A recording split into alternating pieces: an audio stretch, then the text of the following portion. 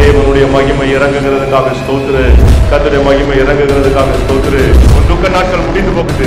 நீ அழுது அழுது நீ வேதனைப்பட்டது போதும் என்று ஆண்டவர் சொல்றாரு. அவங்க எனக்காக ப்ரே பண்றாங்க. எனக்கு இப்ப வலிக்காது இல்லைங்க. இந்த அர்த்தத்தை செஞ்சு போடன்னு போடுங்க. அன்பான தேவ பிள்ளைகளே, நீங்கள் விசேஷித்தவர்கள்.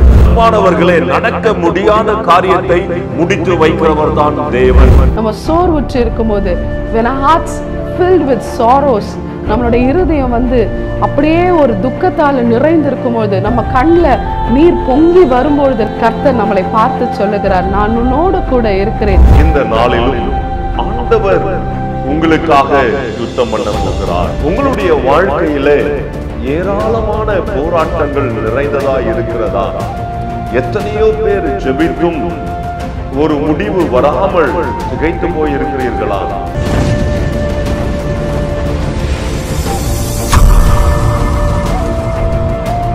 கர்த்தர் நல்லவர், அவர் ஒருபோதும் தவறு செய்ய மாட்டார். இந்த காலை வேளையில் உங்களை ஒவ்வொருத்தரையும் சந்திப்பது மிகுந்த மகிழ்ச்சியை அளிக்கிறது. ஹல்லேலூயா. சந்தோஷமா இருக்கிறீங்களா? சந்தோஷமா இருக்கிறீங்களா? இந்த காலை வேளையில் கர்த்தர் உங்களை பார்த்து சொல்லுகிறார், no matter how many steps you have taken away from God, it still needs only one step. ஆமாங்க, இந்த காலை வேளையில் நீங்கள் எவ்வளோ தூரம் போயிருந்தாலும், எனக்கு ஆண்டவர் வேண்டாம், நான் பிடிச்சதெல்லாம் நடக்கலை, நான் தூரம் போயிடுறேன், நான் கேட்டது எதுவும் நடக்கலை, அவர் செய்யலை அப்படின்னு சொல்லிட்டு கோச்சிக்கிட்டு தூரமாக இருக்கிறீங்களா? வேதம் வாசிக்காமல், அவர் கூட பேசாமல், உரையாடாமல், ஜெபிக்காமல் தூரமாக இருக்கிறீங்களா? நீங்கள் எவ்வளவு தூரம் போனாலும் ஒரே ஒரு ஸ்டெப் மட்டும்தாங்க முன்னாடி வர போகிறீங்க. ஒரே ஒரு ஸ்டெப் அவர்கிட்ட சொல்ல போகிறீங்க, ஆண்டவரே, நான் இன்றைய தினத்தில் உங்ககிட்ட நான் வரேன்ப்பா. அந்த ஒரு ஸ்டெப்பு நம்ம எடுத்தால் போதும். அவர் நீங்கள் எவ்வளோ தூரமாக இருந்தாலும் அவர் இறங்கி உங்களை ஆசிர்வதிக்க, உங்களை கட்டி அரவணைத்து கொள்ள அவர் வல்லவராக இருக்கிறார். ஆமாம் பிரியமானவர்களே, நம்ம இதே இன்ஸ்டன்ட் பைபிளில் நம்ம பார்க்கலாம். லூக்கா 15ஆம் அதிகாரத்தில் பார்த்தீங்களா, 11ஆம் வசனத்துலேருந்து 32ஆம் வசனத்தில் பார்த்தீங்களா, கெட்ட குமாரன் சொல்லிட்டு ஒரு கதாபாத்திரத்தை நம்ம பார்க்கலாம். ஆண்டவர் சொன்ன அது உவமையாக இருக்கிறது. அந்த மகன் தன் தகப்பனுடைய சொத்து எல்லாத்தையும் எடுத்துட்டு தூரமாக போய் எல்லா துன்மார்க்கமான வாழ்க்கை வாழ்ந்தாலும் அவருடைய தகப்பன் என்ன செய்து கொண்டிருந்தானா, தன் மகன் எப்போ வருவான்னு சொல்லிட்டு அவர் ஆவலோடு ஏக்கமாக அவர் வாஞ்சித்து காத்து கொண்டு இருந்தாராம். நம்ம பரலோகத்து தகப்பன் கூட அப்படிதாங்க.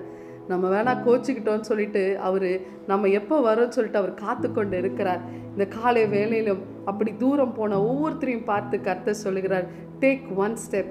ஒரே ஒரு ஸ்டெப் எட, ஒரே ஒரு தடவை என்னை நோக்கி கூப்பிட, ஒரே ஒரு தடவை என் கூட பேசிட, என் கூட நீ பேசு, நான் உனக்கு மறு உத்தரவு அருளை செய்வேன் என்று சொல்லுகிறார்.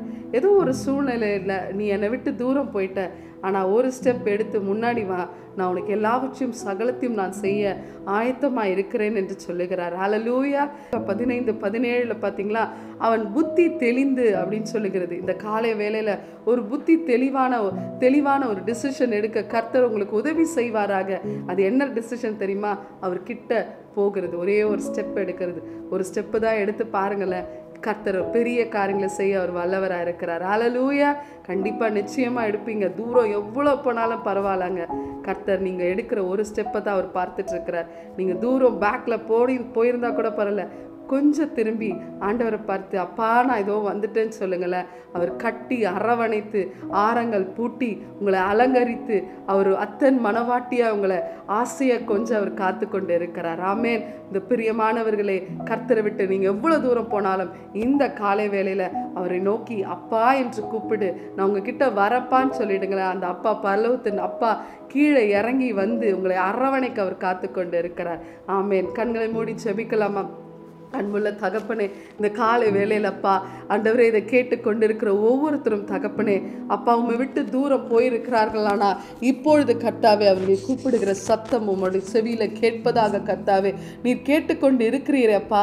இப்பொழுது அப்பா நான் உங்ககிட்ட வரப்பா, அப்பா நான் ஒரு ஸ்டெப் எடுத்து வைக்கிறேன் அப்பா வருகிற ஒவ்வொருத்தரையும் உங்கள் சமூகத்தை நாங்கள் வைக்கிறோம். அவர்களை நீர் கட்டி அரவணைத்து கர்த்தாவே அப்பா ஆண்டவரை வஸ்திரங்களை உடுத்தி அப்பா அலங்காரப்படுத்தி முத்திரை மோதிரத்தை கொடுத்து நீர் ஆசீர்வதிப்பதற்காக நன்றி செலுத்துறப்பா.